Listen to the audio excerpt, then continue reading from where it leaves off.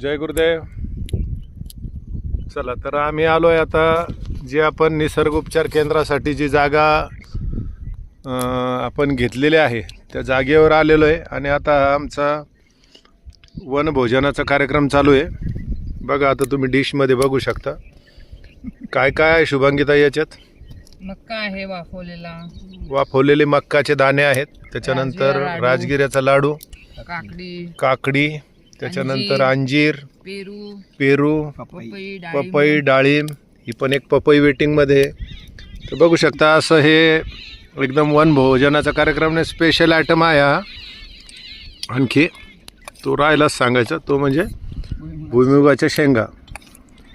तर नॅचरल सर्व आहे, निसर्गाच्या सान्निध्यात आहे. आणि हा जो तुम्हाला समोर दिसतो आहे अगदी छोटासा, हा दौलताबादचा किल्ला आहे. इथून 3-4 किलोमीटरवर झूम करून तुम्हाला दाखवलं आहे. हा दौलताबाद किल्ल्याच्या पश्चिम बाजूला आम्ही बसलेलो आहोत आता इथं.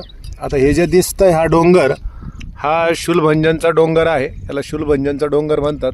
आणि हे जे तुम्ही बघतायत एक साधारणतः हे झूम करून जे दिसतंय तुम्हाला, हे शूलभंजनचं डोंगरावरचं दत्त मंदिर आहे.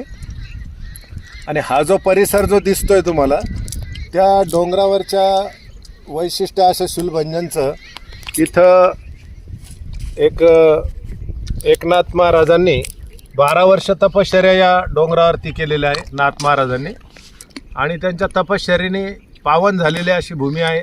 श्री गुरुदेव दत्तांनी त्यांना त्या ठिकाणीच दर्शन दिलं होतं नाथ महाराजांना, एकनाथ महाराजांना. मग इथून एकनाथ महाराज याला पैठणला गेल्याची अशी आख्यायिका आहे.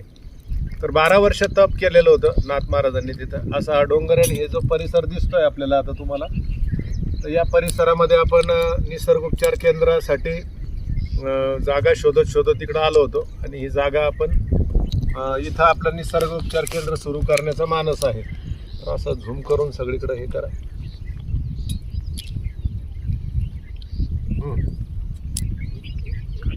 कट.